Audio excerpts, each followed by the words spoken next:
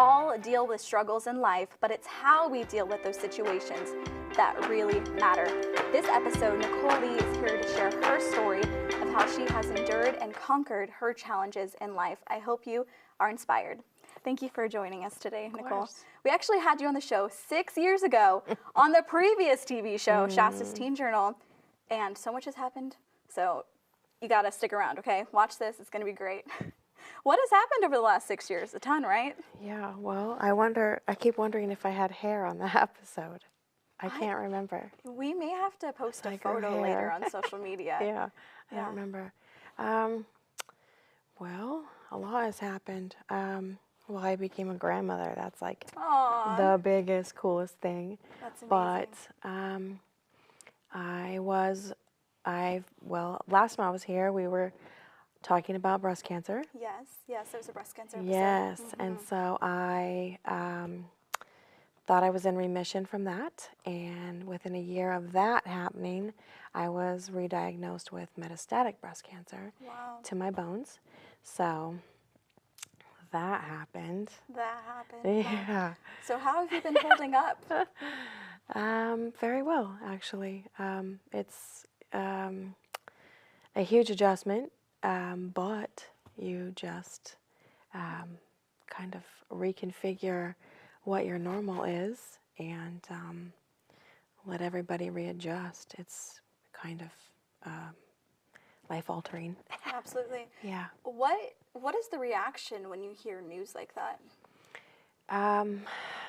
I wasn't really sure what metastatic breast cancer was. And I told the doctor, look, I don't know, I don't want you to tell me some kind of time frame. I knew that that I had cancer everywhere. Like I knew that happened, but I didn't really know like the actuality of what was happening to me. I didn't know like the statistics. I didn't know anything. And I had kind of told her not to tell me anything. So she really didn't tell me anything. Oh my gosh. So I went home and did a little bit of searching on my own. And I found out some weird statistics, which were like within 5 years of diagnosis, most people die. I found out that. It's heartbreaking. Yeah, which I was like, that is a horrible statistic, Like, and I'm just... Don't Google anything. I don't accept that. I was like, no, I can't. But I also started treatment like right away, and so I, had that going for me. I had to literally just pray constantly and rely on faith because, no cure. They said it's manageable. I had no idea what that even meant. And then you start treatment, and you do treatment every 3 weeks, and you're like, well, is this like forever? Like, you don't know. And it turns out it is forever. Like, yeah, you cannot stop, because if you stop, then everything grows. So it's wild. It's scary. So you couldn't have done it on your own. Lots of prayer and your family right by your side. Yes, 100%. They've been truly amazing. Yes. How long have you and your husband been together? Oh, gosh. We got together in 2001, so we've been together for 18 years. That's and incredible. we've been married since 2012. And actually, we got married in June 2012, and I found the lump in my breast in July. And then from there, I was actually diagnosed by September. He's been with you the whole way. What an incredible So it was like literally right after we got married. And he prays with you. And Oh, yeah. That's incredible. So you have a Christ-centered relationship with your husband. And how do you manage the bad news, Christ, which is good? How does that all work out? Thankfully, he... I don't know what I would do if I was with someone that wasn't a believer. I don't know what I would do. I really don't, because my entire life, I've always believed in God. I've always relied on God. I've always structured my life around that faith. So I don't really know where I would be if he didn't have faith. I really don't. That would be misery. Well, a lot of people go through that. Yeah, And they that's do. why I ask is like, Yeah. how do you manage that? Because not every couple is put into that particular situation, but they are still going through their own troubles and their own difficulties. What advice do you have for couples who are dealing with hard situations, whether that is cancer or a recent death in the family or whatever it may be? Well, I mean, if they have faith, then that is the one thing that, can strengthen them and keep them bound together. And if they don't even have that in common, then the one person who has it, that's something that I learned also is if your spouse or mate, doesn't matter, I mean, whether you're married or not, is struggling or having problems with faith, then you have to be the one to carry on, or the other person carry you. Your faith has to carry both of you. You have to be able to pray or ask for, the strength, whatever, to get through the situation, to carry your mate, to help the whole family, whatever it is. Because if you don't have it, and if your partner, I guess is the right word, because I don't know if they're married or whatever, but is struggling and can't find it in them for, because people question. When you're going through a rough patch, sometimes people question. Without a doubt. And if that person is questioning, then the other person who has the strong faith and isn't wavering, they have to be the one to just, and not judge and not be, sometimes people get overbearing or, why are you doing that? And what's wrong with you? And that God's going to be, you have to not do that. You just have to be the one to be praying and to carrying the family through, and hope that the other one, through your faith and watching your example, then can, come back. Exactly. Would you say that your battle with cancer has improved your faith, or has it made it more rocky? Strengthened. Strengthened. Yeah, for sure. 100%. I never asked God, like, why? I mean, it's weird. I don't know. I never ask why or how come me or any of that. I just keep going and do it. It's not fun, but it's given me a chance to meet so many wonderful people.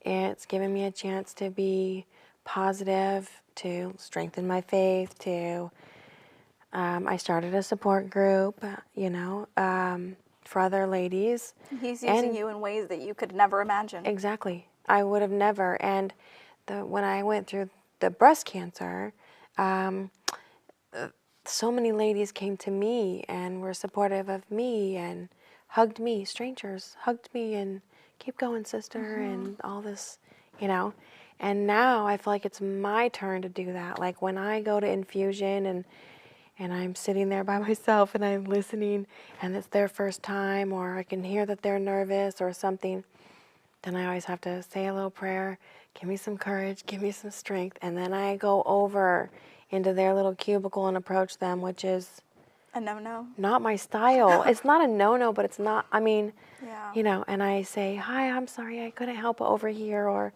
hey, I was eavesdropping. But my name's Nicole, and I do a support group, or I couldn't help it here. This is your first time, and don't be scared. I just try to be encouraging. That's beautiful. You've taken a messy situation and you've learned how to deal with it. Yeah. In terms of making your faith stronger. Yeah. And that's amazing. What do you have to say to the people who ask, how can you believe in a God who allows people to get cancer or allow bad things to happen? I hear it all the time. Well, okay, so I say, this is what I say, it's what I believe, that God would never allow that. God doesn't punish us. When we're upset with our children, we don't grab our children and, hold their hand over a hot flame like, why did you do that? We don't do that. There's something entirely different going on, and someday it'll be different, but for now, this is the way it is, and it's not God's reign right now. You know, there's other things at work. Sorry, my eye's watering. That's okay. It's just the chemo. That's okay.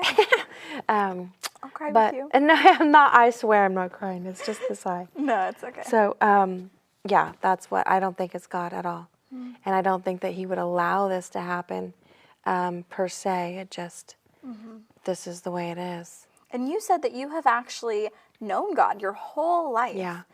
Was there ever a point where you ever questioned your faith at all? No. I mean, I grew up Episcopalian, and when I met my husband, his family is Jehovah's Witness, and so at first I was like, that is not where I'm at. I don't, because, you know, cussing and things that I'm, we all know. But coming to sit with his grandma and listen and whatnot, I actually identify with the witnesses more than I ever thought I did. Oh. And I found a home there. And it's just what I thought I needed to be perfect. Obviously, there's no perfect person. No, I mean, it's not possible. No. Sorry, Nicole. No. It's not gonna happen. No. So I don't have to be weighted down with that responsibility.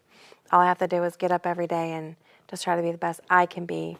And when I fall short, thankfully, God still loves me. So That's why when people ask me, do you hate this person because of this or this person because of this? And I said, you know, God hates sin, not the person. Yeah. I don't like the sin, but I love the person. That's right. And when you look at it in that way, you Yeah. can love everybody how Christ loves people. That's right. But if you look at it differently, Well, you're it's just not gonna not happen. supposed to, if they're doing something that's not right, it's the action. It's not the person.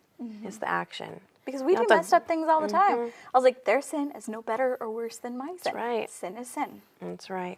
I agree. And God still loves all of us. That's right. I still can't grasp how God can love me the way that he loves me. Yeah, I agree. It leaves me speechless. Yeah, It really I does. agree. Like agree. knowing that somebody thinks you're so worthy and so valued despite every flaw, Sure. every weakness. Oh, yeah. Growing up, running It's around, amazing. doing the things I did, you know, just being crazy. And then, you know, being able to be a great mother and a caretaker the way that I am, and just all the gifts I've been given. It's overwhelming. Have you adapted any routine that has allowed you to stay close to God in your hard times? Or habits? I have little things like, I just got done doing radiation. I did 10 rounds of radiation. And so I've done 3 times I've had to do radiation now. And every time I've had to do it, I do the same thing, which is I lay down on the table, and as soon as I lay down on the table, I close my eyes and I just pray. I don't open them back up until they come back in to say I'm done. Like, I just pray the whole time. When I do chemo, they come in, they talk to me, they do all their stuff, you know, asking me all these questions, a million questions, access my port, do all that stuff. And then they go away and they get all my meds, put in the orders for my meds and whatnot. And when they go away to do that, I usually sit quietly for a few minutes and just say a prayer, you know, because I'm about to get poisoned. I mean, and it is poison, but it's my life. That's what allows me to keep going. living. Yeah, keep living. So, you know, so I say a prayer and, you know, say thank you for it, because without it, I couldn't live. So there's that. And each day must be such a blessing, Yeah. waking up. I mean, so you were diagnosed how many years ago? Well, I was diagnosed in 2012 with breast cancer. I thought I was in remission by 2000. So 2013, I began all my treatments. So 2014, I thought I was, you know, done and in remission. December 2015, I was re-diagnosed with to my bones, stage 4, whatever you want to call it. Wow. It's surreal is what it is. Nicole, I'm so happy that you're here. Thank you. I am blessed to know Thank you. you. I am blessed that you're here to share your story. You. And I hope that lots of people are inspired by your boldness. They're inspired by you. Share it. Thank you. Seriously, it means a lot. Thank you. Yeah, it takes courage to sit on a TV set and spill your heart and soul to the world. Yeah. It really does. Yeah. What about people who are going through like minor struggles? So there's always struggles every single day where we think it's like the world's literally crashing down. Like when I don't do so well on a test, I'm like, my whole life is over. Yeah. What do you have to say to those people? Because I mean, it's just those little things, like, and it's always a choice. It's a choice to look at it that way. But how have you learned through the big stuff? How have you learned to take that mindset and deal with the small stuff? Yeah. Well, being diagnosed stage 4 has really taught me, I think, how to better handle the smaller stuff.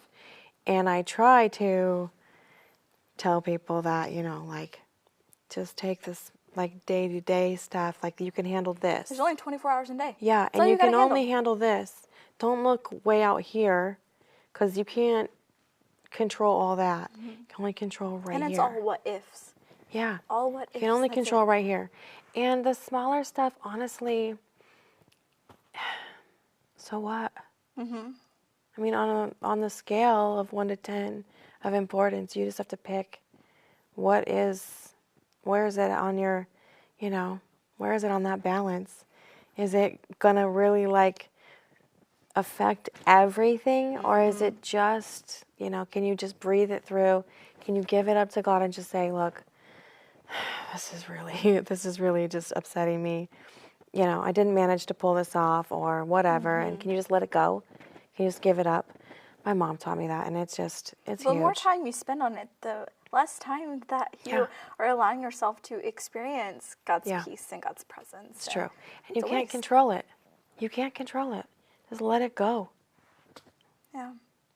It's hard. It is. It's not an easy thing to do. I don't like telling people that their struggles aren't comparable to other struggles, because I have been there where the smallest things seem like the whole world's crashed down. Especially when you have lots of small things that just keep piling up and building this huge mountain. You're like, how am I going to get over that mountain? That's true. People say that to me all too. Oh, but compared to what you have, it's you know, oh, it doesn't even compare. But that's not true either, because each person's struggles are just as big to them as my struggle is to me. You know what I mean? Like, there's no comparison when it comes to that. Like, you know, it doesn't matter. Like, whatever you're going through in your life is just as big to you as mine is to me, as the next person's, you know, marriage struggle or child struggle or money struggle, whatever it is. It's just as big in their life and just as real in their life. So... Well, and that's how I think of, like, God's love, too, right? Yeah. Like, you don't have to do this thing and this thing and this thing in order to be loved. No. And just like your prayer doesn't have to include this and this and this in order to be answered. Right. Like, God cares about each and every one of us. So if you're having a hard time, God can see that, and He knows your heart. And so it doesn't have to be the same situation. And that's why, like, if you are going through a hard time, like, you know, reach out to somebody. I'm sure you've had to figure out people that you can reach out to in your difficult times. And who has that been for you? Well, my husband, obviously. I mean, he's like solid. Solid. My best friend, Frankie. I have my other best friend, Melanie. She's, you know, a great source of, they're both of them. I mean, all of them. My parents are huge. I try not, it's funny because when you have something like I have, you try to protect people in your life from too much information. So sometimes I find myself not giving, which I've done this mistake also, not giving people information, not telling them how I'm feeling, trying to withhold because I'm protecting them. So finding a balance. It's a mistake because then you're not sharing. They're not sharing with you, you're not sharing with them. You know what I mean? And then everybody's like quiet to themselves. Everyone's feeling isolated. That's not good either. So my family is just a huge all of them are super supportive. I mean, even my kids are super supportive, but mostly my support group, because they're going through what I'm going through. They know exactly what it is. I can be 100% honest. It doesn't make them feel bad to know what I'm going through, because they're going through it too. You know what I mean? Exactly. How do people find out about your support group? If they know somebody or if they are that person, how can they get in contact with you and be a part of your support group? There is Mediviver. It's a web page, and it's not just a web page. They are constantly working on ways of gaining more research for stage 4 cancer, for metastatic breast cancer. And they have a web page that has support groups all over the United States, like everywhere. Mine isn't just in the Sacramento area. There's also one in Tahoe. There's one, So people, I think, in they Sunnyvale. decide that they want to like run So their if own you support wanted, group? so I was looking for one, a peer-to-peer Okay. support group. I couldn't find one. And I was like, what am I going to do? I need one. And I was like, maybe I could do one. And so I looked it up. I found it. And then I had to do an application and say why I wanted to. And then they had to accept me. They accepted me. And then I did a webinar, and they taught me how to be a leader, a support group leader. That's awesome. Yeah, and so then they put me on the web page, and it's just a map, and it just has everyone all kind of where the leaders are, and it has my phone number and my, email. Email, okay. Yeah. And what like area do you cover in your support group? Sacramento area.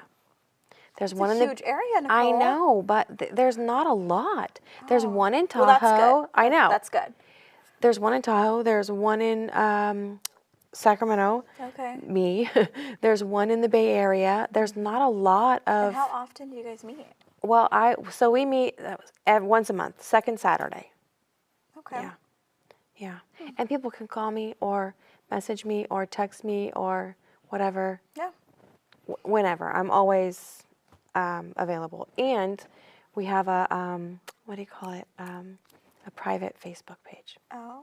That's just for people that come to our group, though. Okay. Because we talk about private things, we lose people, and I get it. private.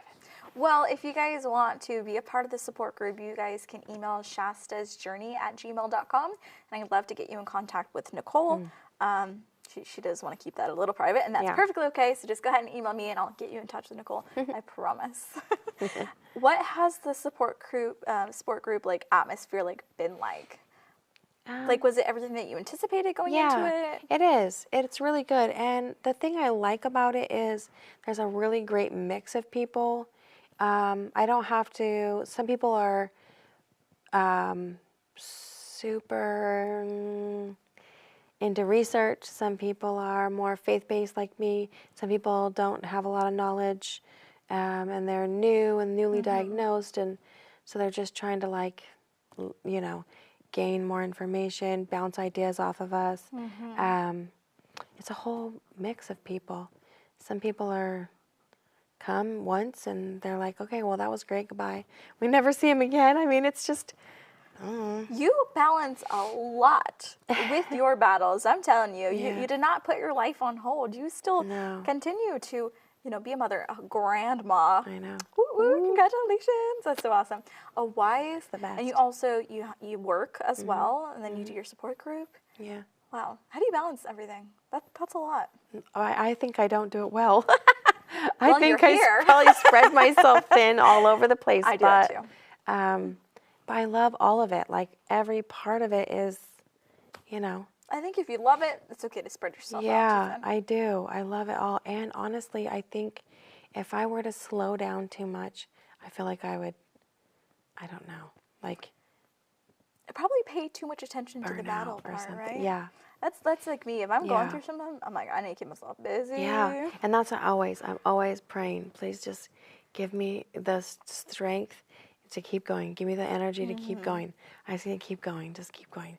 The only time I really, really rest is after I have treatment, which I did on Friday. And then I will rest Friday, Saturday, and Sunday. I will rest on those days because I have to. We all need to rest. Yeah, I have to. We all need to rest. Because I have to. That is actually something that I you know how like people have like their 2020 word? Yeah. I think mine was like, I don't know, it was more like a statement, like be still. Yeah. Because this is something that I've always struggled with. Yeah. Like I read that Bible verse, be still and know that Yeah. I'm God. I'm saying like, you want me to be still? Right. It's hard, right? But I always like to put my name so it says, be still, Shasta, know that I am God. Like, I would literally Yeah. read Bible verses like Yeah. that. I'm like, oh, man. And I think the first time I ever Yeah. experienced that was when I was living in Mexico, and I was by myself, and I was sitting outside of my trailer one day, I was listening to music, and I was coloring, and I was like, is this what it means to be still and know that he is God? And so I really try, like, having those moments, because I'm super busy like you, and I enjoy that lifestyle. But there's really times where you need to rest. I feel like I don't do that like other people do. Like my best friend Melanie will send me a picture of herself, and I'll be like, "What are you doing?" And she'll send me a picture of herself laying in bed. You know, like she'll snap a picture in the mirror, and I'm always like, "Do I ever do that? Like just lay?" I mean, I lay in my bed and watch TV, but I'm always thinking like, all the other yeah, stuff. I need to do some laundry. I need to, what am I going to do for dinner? Like, I'm 100 things. Don't we all? Yeah. Like, I don't think I'm ever just like, unless I'm praying, then I'm still. It's the only time. Yes. When I was at community college, I did a yoga class. Let me tell you, I was going to fail that yoga class because you want to know the number one requirement of a yoga class? No talking for a whole hour and a half. You know how big of a struggle that is for me? It's terrible. And so my professor, she told me, Shasta, you cannot talk in this class. And I was like, I should probably drop the class then. And she's like, yeah, like, when are you quiet? And I was like, when I pray. And she's like, okay, do that. So when she was teaching, I was doing the same poses, but I was praying the whole time. Yeah. That is how I got an A in yoga. Quick tip from Shasta. One A in yoga, just pray. Pray. You know, it works. Yeah. It works out. What prayers have been answered for you so far? I got to see my daughter get married. Aw. I got to see my grandson be born. And he's cute, cute baby. Yeah. All babies are cute. Yeah. This one's cute, though. Yeah. I got to marry my husband. Aw. That was a big one. That was like number one. Yeah. And we went through struggles, and we didn't get divorced. We are still married. Praise God. Yeah. And you're here. Seriously. You are here sharing your story. Seriously. I mean, he just answers my prayers all the time. I'll tell you one little story. It's crazy. We only have a minute left. Okay, 1 minute. It's fast. Okay. I'm at home. I don't have diapers. Sophia's like 1 year old. I don't have any diapers. I'm freaking out. I have no money. Boom. I pray. I don't have any diapers. I don't know what I'm going to do, God. I don't know what I'm going to do. I'm just going to give it up. Boom. My grandma stops by my house and says, I'm going over here to the Payless. I'm going to take Sophia with me. Just a quick little shop. Do you need anything? You're like, well, yes, I do, actually. Grandma, I need diapers. Aw. I had no idea she was going to come over. Yeah. I prayed for it. Aw. Thank you for sharing that story. And go to shastajourney.com to share your story. Thank you for sticking around and being inspired by Nicole. I hope you have a blessed day.